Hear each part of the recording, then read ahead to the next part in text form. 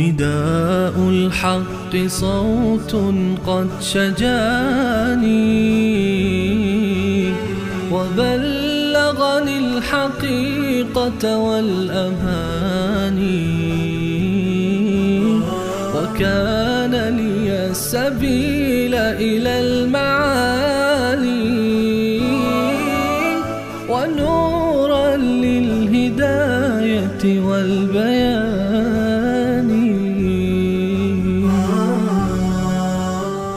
أعوذ بالله من الشيطان الرجيم. بسم الله الرحمن الرحيم. ياسين والقرآن الحكيم إنك لمن المرسلين على صراط مستقيم تنزيل العزيز الرحيم لتنذر قوما ما أنذر آباؤهم فهم غافلون. صدق الله العظيم. سوره مبارکه یاسین هست.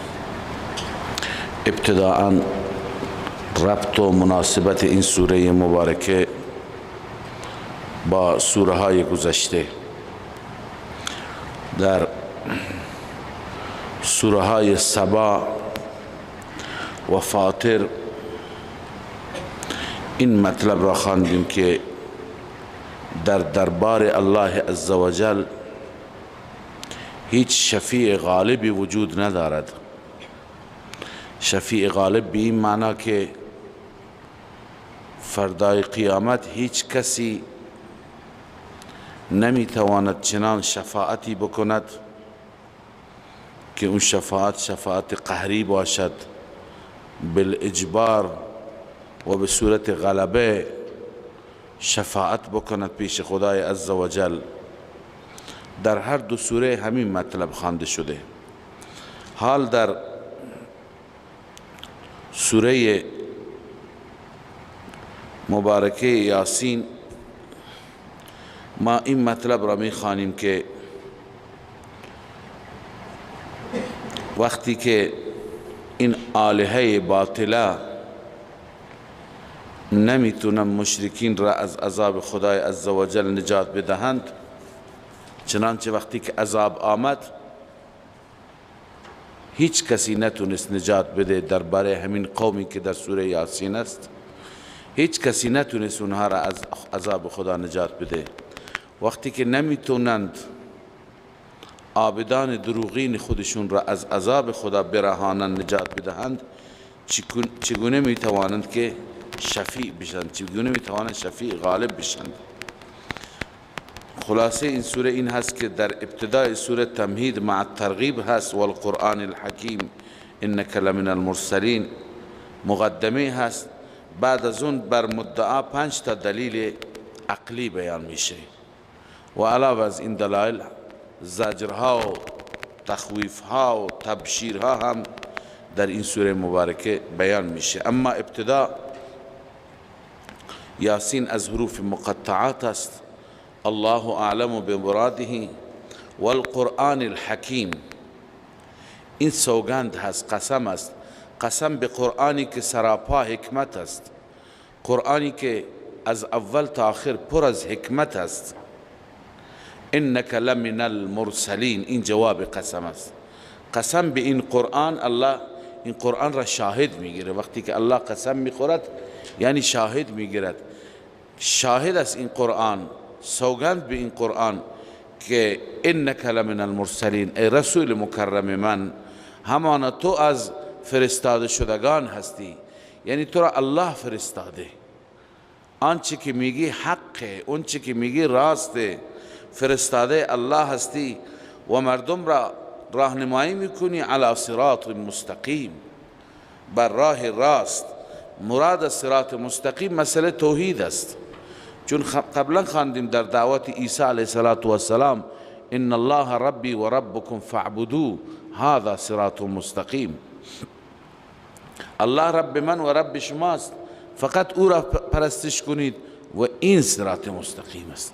پس مردم را میخوانی به سوی صراط مستقیم، یعنی به سوی توحید. تنزیل العزیز الرحیم،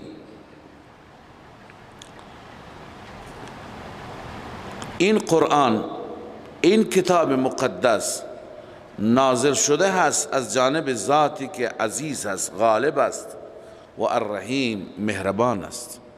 یعنی ای پیامبر خودت هم بر حقی، کتابت هم بر حق است.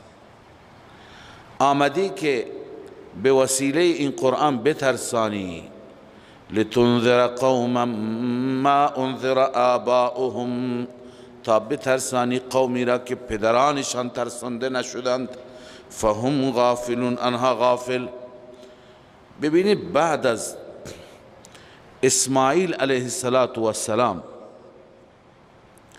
بر مکه مکرمه که چندین هزار سال گذشته بود، در مکه مکرمه پیامبری نیامده بود. پیامبران دیگر اسحاق، یعقوب، موسی، هارون، بقیه انبیاء بنی اسرائیل، عیسی، همه اینها آمدند، ولی در میان مردم مکه نیامدند، در بلاد دیگر آمدند. پس لتنذر قوما ما انذر آباؤهم، بترسانی قومی را که پدرانشان ترسانده نشدند. یعنی هیچ پیامبری در این زودی ها، در این قرنهای گذشته حتی بر پدران و آبا و اجدادشان فرستاده نشده. چنانچه علامه مظهری میفرماید حیث لم یبعث بمکه نبی بعد اسماعیل علیه السلام، چون که بعد از اسماعیل هیچ پیامبری برای اهل مکه فرستاده نشده بود. فهم اشد احتیاجا الی الرسالت من غیرهم، پس به رسالت الهی اینها بیشتر نیاز داشتن نسبت به دیگران. چند وقت بود، چند قرن بود، چند هزار سال بود که پیامبری برایشون نیامده بود. پس این قرآن را من فرستادم ای حبیب من تا بترسانی قومی را که ما انذر آباؤهم، پدرانشان انذار نشدند، پدرانشان ترسانده نشدند. فهم غافلون، آنان غافلند، آنان بیخبرند از توحید خدا، از عذاب خدا. لقد حق القول على اکثرهم فهم لا یؤمنون. اینجا الله عزوجل عناد قوم را بیان می فرماید که این قوم چقدر ضدی هست، چقدر عنادی هست. لقد حق القول على اکثرهم،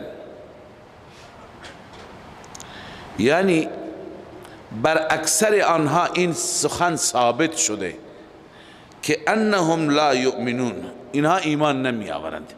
یعنی مهر جباریت به دلشون خورده، به دلیل مهر جباریت از ایمان محرومند. انا جعلنا فی اعناقهم، این علت است چرا مهر جباریت خورده. انا جعلنا فی اعناقهم اغلالا، ما قرار دادیم در گردنهای اونها طوقهایی که فهم الی الاذقان، این طوقهایشان تا ذقن است، تا چانه است به اصطلاح.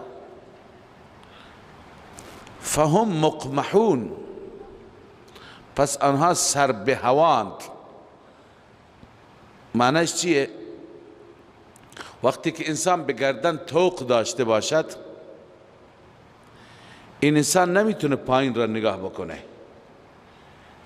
دیدیم بعضی افراد هستن که گاهی گردنشون مشکل پیدا میکنه، یک گردنبند میبندند. این گردنبند که بسته میشه انسان گردنش غالب میشه، این چانه انسان بالا میشه، نمیتونه پایین نگاه بکنه.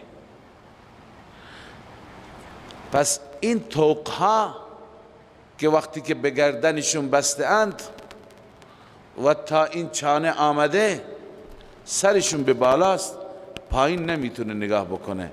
به این معنی که از خود اختیاری نداره. منظور اینه که از ایمان محرومه، از هدایت محرومه، از دین محرومه. وجعلنا من بین ایدیهم سدا و من خلفهم سدا. الله بیان میفرمه مهر جباریت را که اینها بر دلشان مهر جباریت خورده، قرار دادیم از جلویشان یک صد دیوار غیبی و از پشتشان صد، از هر طرف صد مسدود. به این معنی که اینها نمیتونن به سوی هدایت بروند، کنایه از این است. فاغشیناهم، ما آنها را تحت پوشش قرار دادیم. فهم لا یبصرون، آنها به دلیل حجابات الهی نمی بینند، از دیدن واقعیت محروم هستند. این هم کنایه از مهر جباریت است. در آیه بعدی الله تعالی واضح تر می فرماید و سواء علیهم، برابر است با آنان، انذرتهم، اینکه بترسانی آنها را، ام لم تنذرهم، یا نترسانی، لا یؤمنون، ایمان نمی آورند. حال یک سوالی هست که من این سوال را در سوره بقره هم مطرح کردم. در ابتدای بقره همین آیه و شبیه این آیه آمد، ان الذين كفروا سواء عليهم انذرتهم ام لم تنذرهم لا یؤمنون.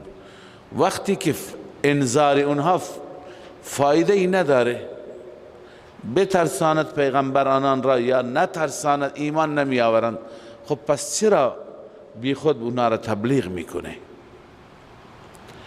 ببینید، یکی هست وظیفه رسول الله صلی الله علیه وسلم و یکی از وظیفه مخاطبین، کسانی که دعوت داده می شوند. پیغمبر خدا صلی الله علیه وسلم مکلف است بر وظیفه خودش عمل بکند. حال اینجا بیان وظیفه کفار هست که کفار ایمان نمی آورند، اما پیغمبر باید وظیفه خودش را انجام بده. و بعد در انجام وظیفه پیغمبر چند تا فایده هست. یک، کسی که دعوتگر است، کسی که منذر است، ترساننده هست، این دیگه وقتی که بترساند، این تبلیغ بکند، این به وظیفه خود عمل کرده، دین از گردنش ادا شده، طرف قبول میکنه یا نمیکنه. این یک وظیفه‌ای داره در مقابل او، این تکلیفی داره در مقابل او، این دستور خدا را باید اجرا بکنه. پس اولین فایده تبلیغ چیه؟ که پیغمبر وظیفهش را انجام داده. دوم اینه که با انجام وظیفه درجات دعوتگر، درجات پیغمبر بالاتر میره ولو اینکه طرف قبول نکنه. سوم، فردا این کافر، این مشرک که به عذاب خدا گرفتار میشه، دیگه بهانه‌ای داشته نباشه بگه که کسی به من نگفت. لذا پیغمبر او را تبلیغ میکنه تا اینکه از او بهانه هم گرفته بشه، از او بهانه هم سلب بشه. ان تقولوا یوم القیامت انا كنا عن هذا غافلین. خداوند در اون وعده الست میفرماید که این وعده را از شما گرفتم، انبیا را هم میفرستم شما را یادآوری کنند تا که فردا نگویید که انا كنا عن هذا غافلین، خدا ما غافل بودیم، خبر نداشتیم. نه، به همین خاطر الله عزوجل دعوتگران را میفرستد، انبیا را میفرستد تا برای مردم بهانه‌ای نباشد. پس این پیشگویی الله عزوجل است که آنها را بترسانی یا نترسانی ایمان نمی آورند.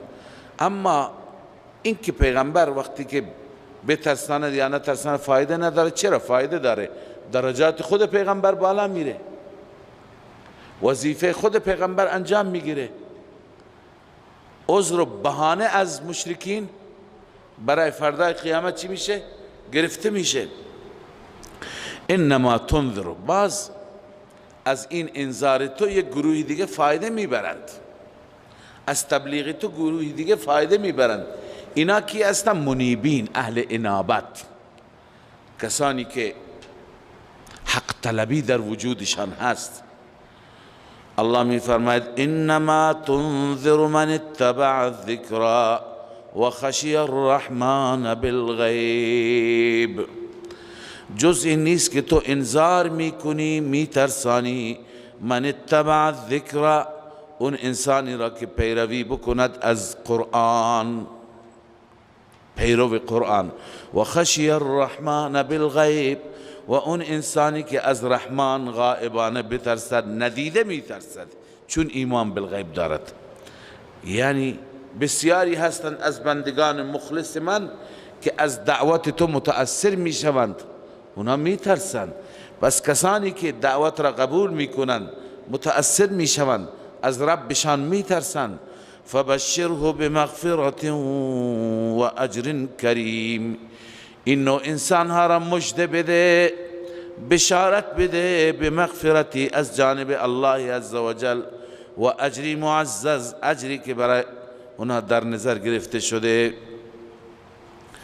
انا نحن نحیی الموتى و نکتب ما قدموا و آثارهم. این تخویف اخروی هست. الله می فرماید اینهایی که در دنیا زندگی می کنند و بعد از زندگی دنیا می میرند، ما اینها را روز زنده می کنیم. نه تنها زنده می کنیم، تمام اعمال گذشتهشون را ثبت و ضبط می کنیم. فیلم همه موجود است که در دنیا چه کار کردند چه نکردند. انا نحن نحیی الموتى، همانا ماییم که زنده می کنیم مرده ها را، و نکتب ما قدموا، و ما می نویسیم آنچه که قبلا انجام دادند، و آثارهم، و آثاری که پشت سر گذاشتند. یکی هست که عملی انجام میده برای آخرت خودش میذاره، یکی هست که خودش از این دنیا میره پشت سر اثری میگذاره، اثر خوب یا اثر بد. اثر خوب مثلا مسجدی میگذاره، چاهی درست میکنه، قناتی، مردم ازش استفاده میکنن. اثر بد یه مرکزی برای فساد، یه مرکزی برای شرک، یه مرکزی برای بیدینی، یه مرکزی برای خدا نافرمانی، خدا نترسی. پس الله میفرمه همه آثاری که پشت سر گذاشتن هم ما چکار میکنیم؟ یا یک کسی یه بدعتی ایجاد کرده، یک کسی هست نه یه علمی پشت سر گذاشته که مردم ازش استفاده بکنن. به هر حال آنچه که تقدیم کردن برای آخرتشون فرستادن هم می نویسیم، آثاری که پشت سر خودشون میگذارن هم می نویسیم. و کل شیء احصیناه فی امام مبین، هر چیز را ما احاطه کردیم فی امام مبین. امام مبین را بعضی گفتن این نامه اعمال، بعضی گفتن امام مبین اون دفتر بزرگ یعنی لوح محفوظ. واضرب لهم مثلا اصحاب القریه. بعد از اینکه خداوند در این آیات وعید بیان فرمود برای کسانی که ایمان نمی آورند، حال نمونه از وعید یا تخویف دنیوی بیان می فرماید. الله عزوجل در این آیات مبارکه داستان 3 نفر را بیان می فرماید که 2 پیغمبر برایشون فرستاده شد، سومی را هم الله می فرماید ما برای تقویت اون 2 فرستادیم. اینها وعظ کردند، موعظه کردند و مردم به جای اینکه از این انبیا حرف شنوی داشته باشند، به جای اینکه سخنشون را گوش کنند، مردم کفر کردند، تمرد کردند، بدفالی گرفتند. گفته از روزی که شما آمدید شومی آمده، نحوست آمده، بدبختی آمده، قحط آمده، برکت رفته. در حالی که قبلا ما خواندیم هرگاه پیغمبری میاد و قوم انکار میکند، ابتداء خدای عزوجل اون قوم را یک گوشمالی کوچکی میده، یا باران رازشون قطع میکنه یا تجارتشون را بیرونق میکنه، سختیای میاره که شاید اونا بفهمند که ما چون پیغمبر خدا را نافرمانی کردیم این سختی ها را میبینیم. پس این سختی ها وقتی که آمد اینها بدفالی گرفتن به این انبیا و گفتند که شما که آمدید ما به این بدبختی گرفتار شدیم. این انبیا جواب دادن که این شومی، این نحوست، این بدبختی به اعمال خود شما برمیگرده، به مرسلین خدا نسبت ندهید. بالاخره در این سوره مبارکه هست که الله عزوجل صدیقی را از اون امت برگزید، همین شخص که بسیاری از مفسرین گفتن این حبیب نجار است، حبیب ابن مری نجار. الله عزوجل این را برگزید، این را مبعوث کرد، این بلند بشه از پیغمبران خدا دفاع جانانه بکنه، این بلند بشه بگه مردم چرا انبیاء خدا را نافرمانی میکنید؟ مردم وقتی که دیدن این از خود ماست، قوم خود ماست، برادر خود ماست، عزیز و خویشاوند خود ماست، مردم عصبانی شدند و به خودش حمله کردند، خودش را چنان زدند که شهید شد. ابتدا آیات و بعد در رابطه با این افراد بحثی هست. الله می فرماید واضرب لهم مثلا اصحاب القریه، بیان کن برای اینها مثال اصحاب قریه را. قریه را قرآن مشخص نکرده. اذ جاءها المرسلون، زمانی که فرستاده شدگان الهی آمدند. اذ ارسلنا الیهم اثنین، زمانی که ما فرستادیم به سوی آنان دو نفر، دو تا فرستاده. فکذبوهما، اینها اون دو نفر را تکذیب کردند.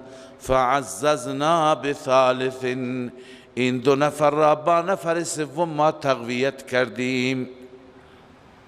نفر سوم را برای کمک و تقویت اون دو نفر فرستادیم. فقالوا انا الیکم مرسلون، آنان به مردم گفتن ای مردم ما فرستاده شده هستیم به سوی شما. اما جواب مردم قالوا ما انتم الا بشر مثلنا، همین ایرادی که همیشه اهل کفر میگیرند بر پیغمبران که چرا پیغمبران بشرند، چرا فرشته نیستند. گفتن نیستید شما مگر بشرید، مثل ما هستید. و ما انزل الرحمن من شیء، رحمان هیچ چیزی نازل نکرده، او بر بشر نازل نمی کند. ان انتم الا تکذبون، شما نیستید مگر دروغ میگید. اما اونها خدا را شاهد گرفتند. چه سوگندی بالاتر از سوگند الله. قالوا ربنا يعلم انا الیکم لمرسلون، رب ما میداند، یعنی رب شاهد است، الله را گواه میگیریم که ما به سوی شما فرستاده شدیم. و ما علینا الا البلاغ المبین، بر ما نیست مگر رساندن آشکارا. الا البلاغ المبین یعنی رسانیدنی که آشکارا پیام رب شما برسد. اما عرض کردم وقتی که این قوم به دعوت انبیا توجه نکرد، دقت نکرد، الله عزوجل برایشون قحطی آورد، الله تعالی اونها را گوشمالی داد. اینها به جای اینکه از عقل خودشون کار بگیرند، به جای اینکه متذکر بشند، بترسند از خدا که ما داریم نافرمانی میکنیم، خدا داره ما را مؤاخذه میکنه، اینا شومی و نحوست این را العیاذ بالله نسبت دادن به جای اینکه به اعمال خودشون، به کفر خودشون نسبت بدن، نسبت دادن به انبیاء خدا. قالوا انا تطیرنا بكم، همانا ما بدفالی میگیریم از شما. چه بدفالی؟ چی شد؟ علامه سیوطی رحمه الله نوشته که لانقطاع المطر عنا بسببكم، چندین وقت باران قطع شده، اینکه باران نمیاد، با قحط و با خشکی و با بیچارگی ما مواجه هستیم به سبب شماست. انا تطیرنا بكم، ما بدفالی میگیریم به سبب شما. لئن لم تنتهوا، الله انبیاء را تهدید کردند، اگر شما باز نیایید لنرجمنکم ولیمسنکم منا عذاب علیم، ما شما را سنگ باران میکنیم، سنگسار میکنیم. ولیمسنکم، و به شما میرسد از جانب ما عذابی دردناک. قالوا طائركم معكم، اینها چی گفتند؟ انبیاء در جوابشان، بدفالی با خود شماست، شومی در وجود خود شما، در اعمالش خود شما. همین که کفر میکنید، انکار میکنید، پیام الله را رد میکنید، این خودش یک شومی هست. علت همینه که شما اینطور فلاکت زده هستید، اینکه باران از شما قطع شده و پریشانید، به همین علت است. این ذکرتم، آیا به خاطر اینکه شما ترسانده شدید، از عذاب خدا بیم داده شده، به این خاطر بدفالی را میگیرید؟ بل انتم قوم مسرفون، در واقع شما قوم متجاوز هستید، از حد گذشته، از حد تجاوز کرده که شما چنین میگویید، نسبت میدید به انبیاء خدا. العیاذ بالله. خب این ترجمه آیات بود. ما در این آیات میخوانیم که این سه نفر پیغمبر اینها را موعظه کردند. آخر نفر چهارم که صدیق اون امت بود که حبیب ابن مری نجار هست، اون در حمایتشون آمد و از قوم خواست که فرستادگان خدا را تکذیب نکنند. از آیات معلوم میشه که این فرد در همون ورودی شهر زندگی میکرد. لابد این انبیاء وقتی که آمدند، به این شهر آمدند، اول خونه اون آمدند، او سر راه بوده، او را دعوت دادند، او دعوت انبیاء را پذیرفت، ایمان آورد. اولین کسی شد که ایمان آورد.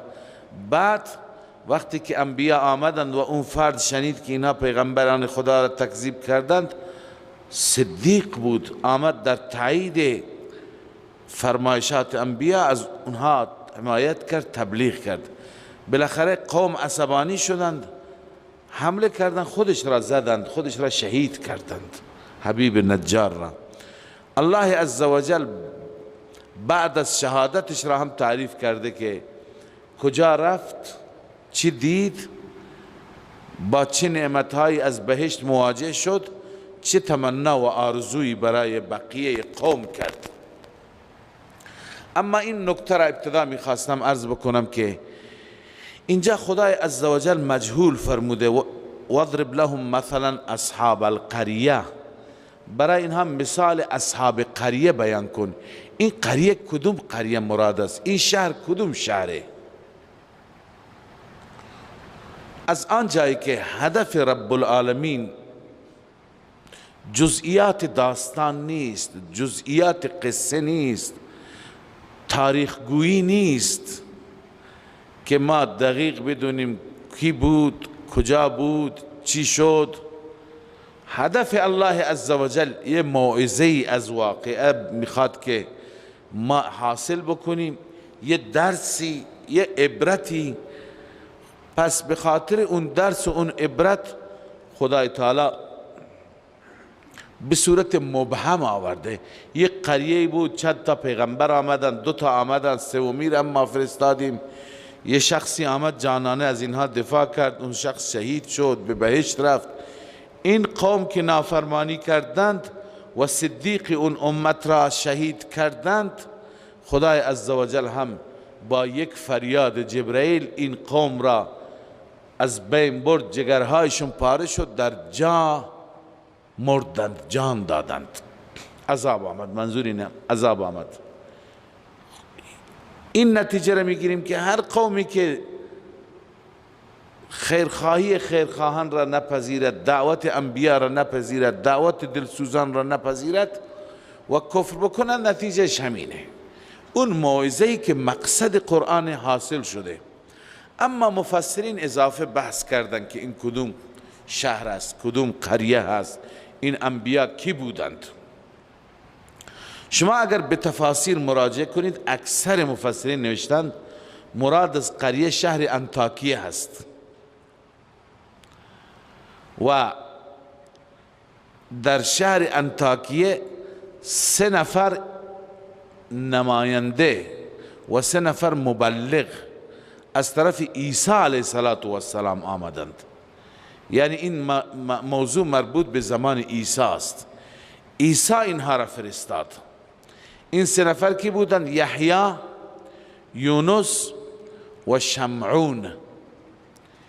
عیسی علیه السلام را این 3 نفر را برای قوم انطاکیه فرستاد، برای شهر انطاکیه فرستاد. اینا تبلیغ کردند الی آخره. بیشتر مفسران، چون مفسران یکی که یک چیزی را نقل بکنن، بقیه نقلا عن نقل از اون نقل میکنن بدون تحقیق، همینو نوشتند. اما امام ابن کثیر رحمه الله که از مفسرین محققین هست، علامه ابن کثیر در تفسیر خودش بر این ایراد گرفته، اینکه این شهر انطاکیه بوده و اینها فرستادگان عیسی علیه السلام بودند.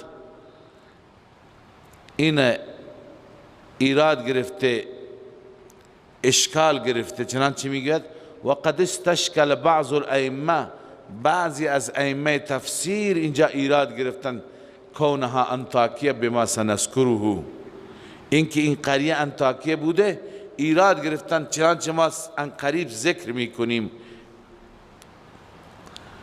بعد تمام القصه ان شاء الله تعالی. ابن کثیر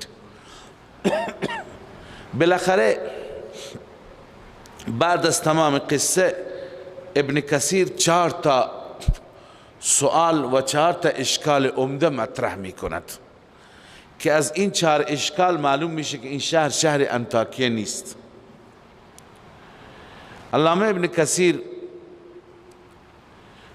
میفرماید اولا از نظم ظاهر قرآن معلوم میشه که اینها فرستادگان عیسی نبودند، فرستادگان الله بودند. چرا؟ خدا فرموده اذ ارسلنا، ما فرستادیم. وقتی که اذ ارسلنا فرمود، پس اشاره هست که اینها رسول الله بودند، رسولان الهی بودند. ان ظاهر القصه يدل على ان هؤلاء كان رسول الله عز وجل. از ظاهر قصه، از ظاهر آیه معلوم میشه اینا را الله فرستاد، لا من جهت المسیح، از جهت عیسی مسیح نبودند. کما قال تعالی اذ ارسلنا الیهم 2، ما فرستادیم 2 نفر، فکذبوهما، 2 نفر را تکذیب کردند، فعززنا بثالث، ما آن 2 نفر را با 3می تقویت کردیم، ما کردیم. فقالوا انا الیکم مرسلون الی آخره. پس معلوم شد که خدا فرستاده و میفرماید اگر اینا فرستادگان عیسی مسیح بودند، اگر از حواریین عیسی بودند، خب عبارتی در آیه می آمد که اشاره می شد حداقل ولو كانوا هؤلاء من الحواریین، اگر این 3 نفر از حواریین عیسی بودند لقالوا عبارة تناسب انهم من عند المسیح، یک عبارتی می آمد که نشون میداد، مناسبت پیدا می شد که اینا از طرف عیسی مسیح هستند. پس این ایراد اول که خدا می فرماید ارسلنا، نفرمود که ان ارسل الیهم عیسی چند تا مبلغ فرستاد، نه، چنین چیزی نیست. این اشکال اول. اشکال دوم اینه که ببینید مشرکین چه اعتراضی کردند. گفتم ما انتم الا بشر مثلنا، ای پیامبران شما هم مثل ما بشرید، چون از طرف خدا هستید این اعتراض هست. شما هم ادعا میکنید ما از طرف خداییم. اگر از طرف عیسی بودن خب عیسی خودش بشر میفرستاد، این اعتراض را هیچ وقت نمی کردند، چون عیسی خودش انسان بود. عیسی 3 نفر نماینده انسان بفرستد، خب اونا اگر کفر کنند انکار کنند میکنند، ولی هیچ وقت این اعتراض را نمی کنند. لذا می فرمایند که ثم لو كانوا رسل المسیح، اگر این 3 نفر فرستاده عیسی مسیح بودند لما قالوا لهم ان انتم الا بشر مثلنا، به اونها نمی گفتند شما بشر هستید مثل ما هستید. سوم، ببینید ما در تاریخ گذشته داریم که شهر انطاکیه که عیسی علیه السلام چند تا مبلغ برای اونها فرستاد، همه ایمان آوردند، همه ایمان آوردند، شهر ایمان آورد، مسیحی شدند. اما از اینجا معلوم میشه از سوره یاسین که اینها ایمان نیاوردند تا به عذاب خدا گرفتار شدند. پس معلوم میشه این شهر انطاکیه نیست. میفرماید که فاذا تقرر ان انطاکیه اول مدینه آمنت،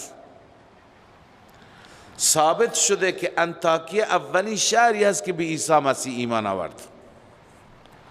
فاهل هذه القريه، اما اهل این قریه که در یاسین آمده، ذکر الله تعالی انهم کذبوا رسله، اینجا هست که اینا پیامبران خودشون را تکذیب کردند. و انه اهلکهم بصیحه واحده اخمدتهم، خدا با یک صیحه جبرائیل، فریاد جبرائیل اونها را نابود کرد و خاموششون کرد. اخمدتهم برای همیشه صدایشون خاموش شد. پس معلوم میشه که اینها اهل انطاکیه نیستند، اینا روستای دیگری هستند که عذاب بر اینها آمد. و چهارمین اشکالی که علامه ابن کثیر میگیرد، آخرین اشکال هست، اینه که بعد از نزول تورات بر هیچ قوم عذاب همگانی نیامده. چنین عذابی که مثلا بیاد همه را یک جا غرق بکنه، همه را یک جا بکشه، یک صدای بیاد، یک زلزله بیاد، یک صاعقه بیاد، همه را یک جا سرید بکنه، چنین عذاب نیامده، بعد از تورات موسی نیامده. از آیه معلوم میشه که اینا را خداوند یک جا با یک صیحه، با یک جیغ جبرائیل جگرهایشون را پاره کرد، همه در جا مردند، در جا جان دادند.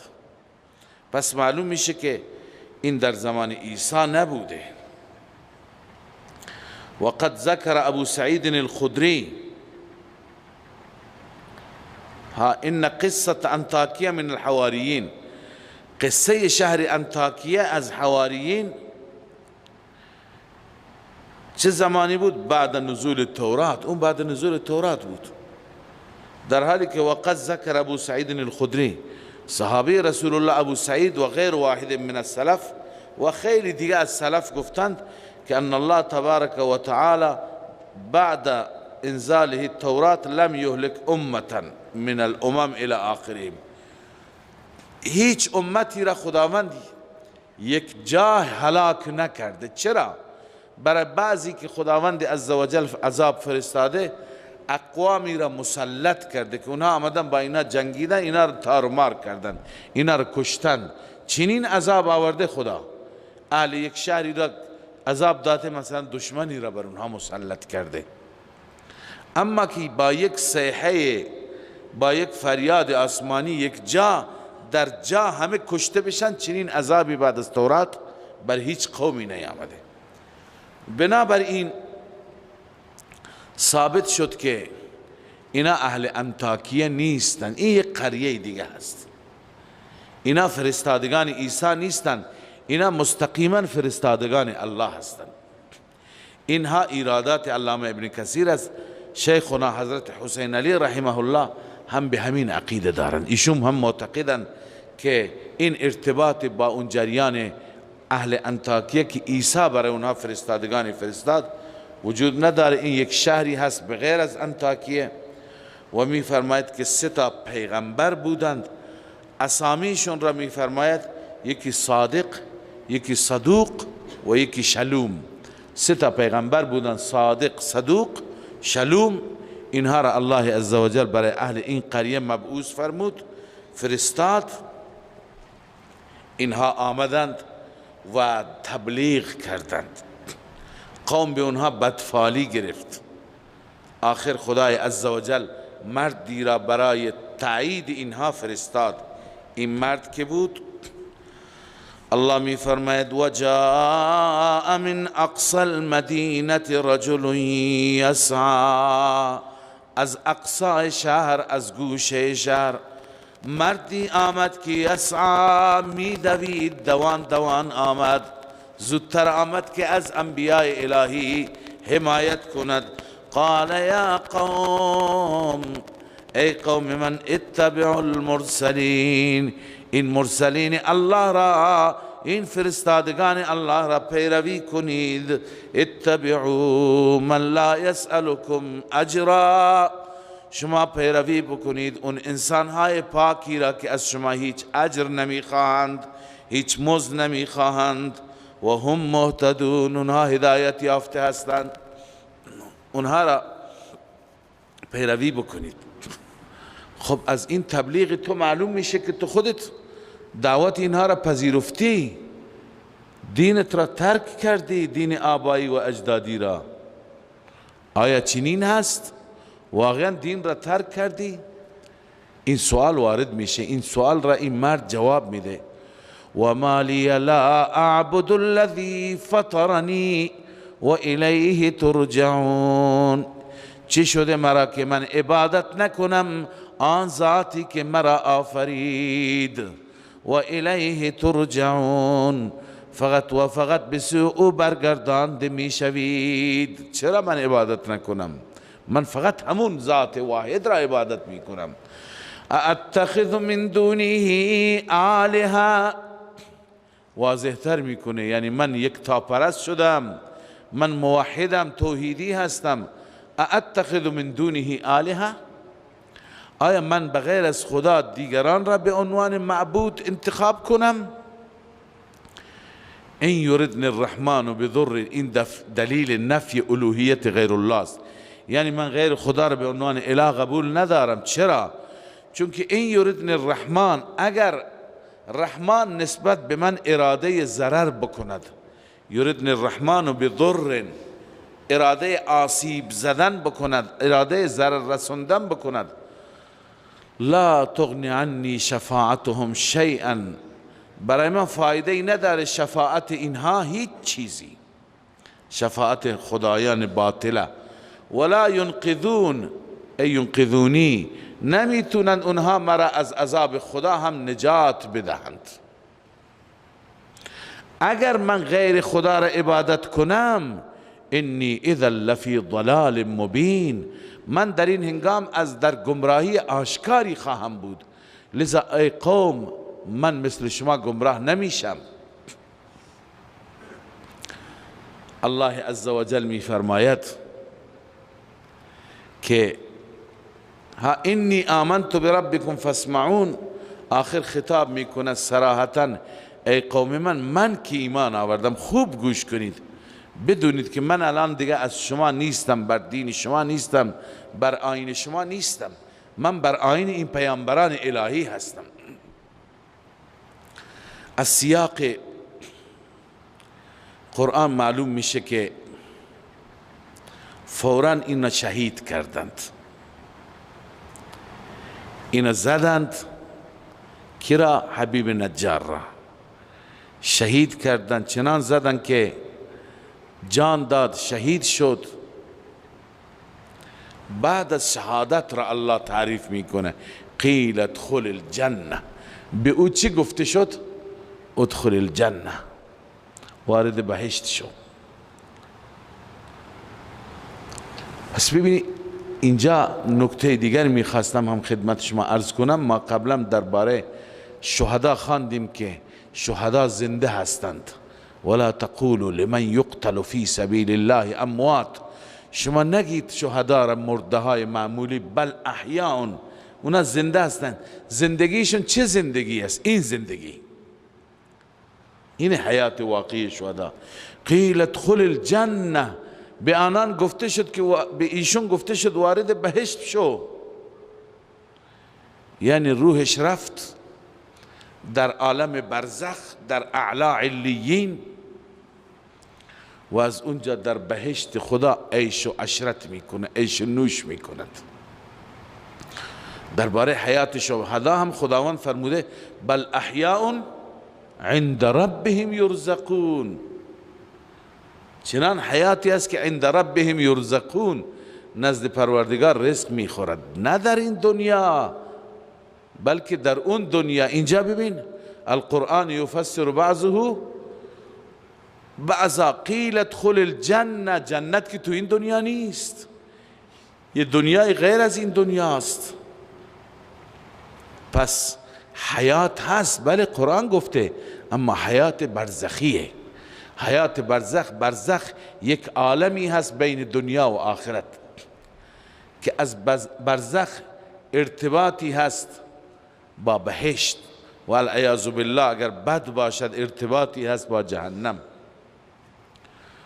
برزخ دو شعبه مهم داره، کلا ان کتاب الفجار لفی سجین، کلا ان کتاب الابرار لفی علیین. ما قبلا خواندیم که اعلی علیین بالاتر از آسمان هاست و سجین زیر زمین هاست.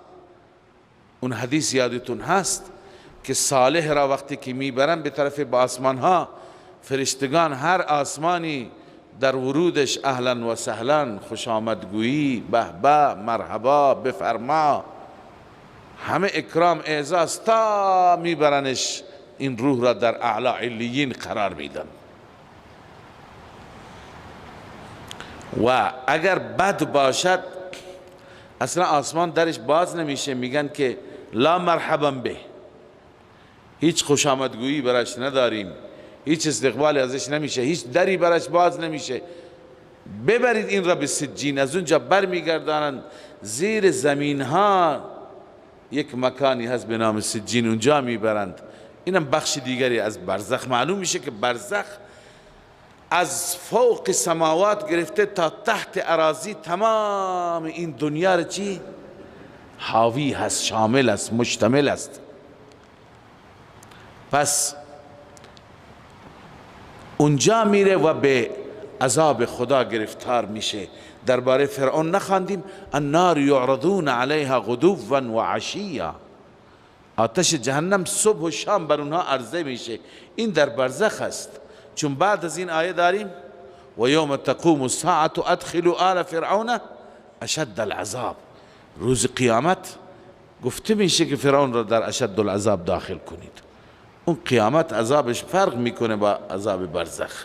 درباره همین شهدا داریم که ارواحشان در کالبد پرندگان سبز رنگی زیر عرش رحمان قنادیلی دارند، لانهایی دارند که اونجا هستند و هر ساعتی، هر وقتی که دلشون بخواد میرن در باغات بهشت میچرند.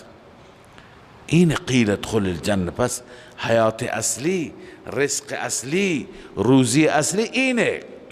در اون عالم، در برزخ، اینها به عیش و نوش مشغول هستند. لذا الله می فرماید به این حبیب نجار چی گفته شد؟ قیل ادخل الجنه، به او گفته شد وارد بهشت شو. وقتی که اون را به بهشت بردند، ناز و نعمتی دادند، تمنایی اظهار کرد، خدای عزوجل تمنایش را کامل کرد. اون تمنایش چی بود؟ قال یا لیت قومی یعلمون بما غفر لی ربی وجعلنی من المکرمین. ایش کاش قوم من میدانست، یا لیت قومی یعلمون، قوم من میدانست بما غفر لی ربی، بسبب غفلت مغفرت رب من مرا، که رب مرا مغفرت کرد، وجعلنی من المکرمین، مرا از انسانهای مکرم، از انسانهای معزز، از انسانهایی که اکرام شدن قرار داد. الله عزوجل هم به ما اعلام کرد که چنین جایگاهی به این بنده خودمون بخشیدیم. وما انزلنا على قومه من بعده من جند من السماء. حال وقتی که قوم این خیرخواه را، این بنده خدا را شهید کردند، الله عزوجل این قوم را به عذاب سختی گرفتار کرد. اون عذاب سخت چه بود؟ الله می فرماید ما لشکری نفرستادیم، ما گروهی را نفرستادیم که اینا را تک تک بکشن، تارومار بکنن، بلکه فقط یک فریاد، یک جیغ، چنان جیغی که جگرهایشون را پاره کرد، در دم مردند، در جا مردند. الله می فرماید و ما انزلنا علی قومه، ما نازل نکردیم بر قوم این حبیب نجار، من بعده من جند من السماء، بعد از او هیچ لشکری از آسمان، یعنی لشکریان آسمانی را و فرشتگان را ما نفرستادیم. و ما كنا منزلین، ما فرستنده نیستیم. ان كانت الا صیحة واحده، الله می فرماید نبود مگر یک فریاد، یک جیغ. فاذا هم خامدون، در این هنگام آنها خاموش شدند. یعنی چراغ زندگیشون چی شد؟ چراغ زندگیشون خاموش شد. همه در دم جان دادند، مردند. حال الله عزوجل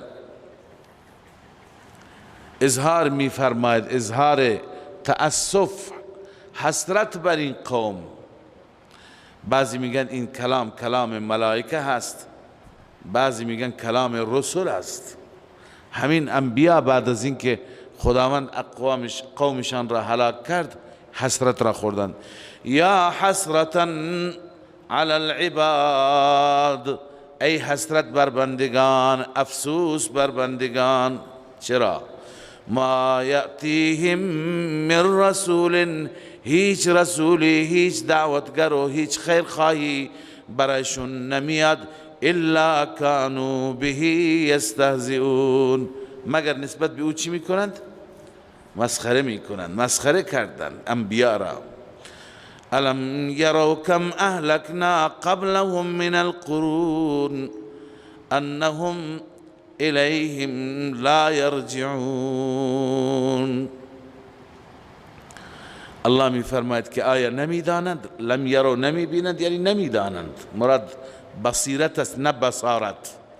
آیا نمیدانند که کم اهلکنا قبلهم، چقدر اقوام را، چقدر گروه ها را که ما قبل از اینها بودند ما هلاک کردیم از قرون گذشته به دلیل تکذیب انبیا. انهم الیهم لا یرجعون، اونها دیگه به سوی اینها بر نمیگردند، نمی بینند با چشمان خودشان که چطور به عذاب خدا گرفتار شدند. و این کل لما جمیع لدینا محضرون، کجا برمیگردند، کجا حاضر میشوند؟ الله می فرماید این کل، این نافی است، نیستند همه آنها، لما جمیع لدینا، مگر همه نزد ما حاضر کرده می شوند. لما به معنی الا هست، مگر همه نزد خدای عزوجل احضار می شوند، الله از آنها بازخواست می کند، سوال می کند. پس این واقعه انطاکیه شد. یا عرض کنم که غیر انطاکیه، که بیشتر مفسران انطاکیه میگن ولی محققان میگن انطاکیه نیست، که اینها چطور چراغ زندگیشون خاموش شد؟ چون که انبیاء خدا را انکار کردند. صدق الله العظیم.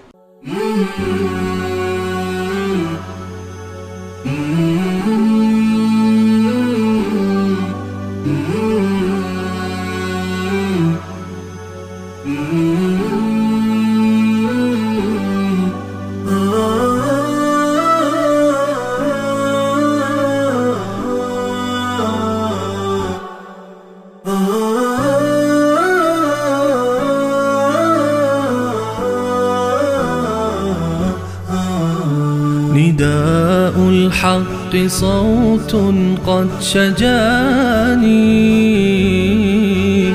وبلغني الحقيقة والأماني،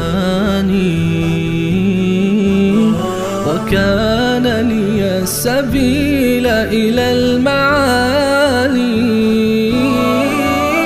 ونورا للهداية والبيان.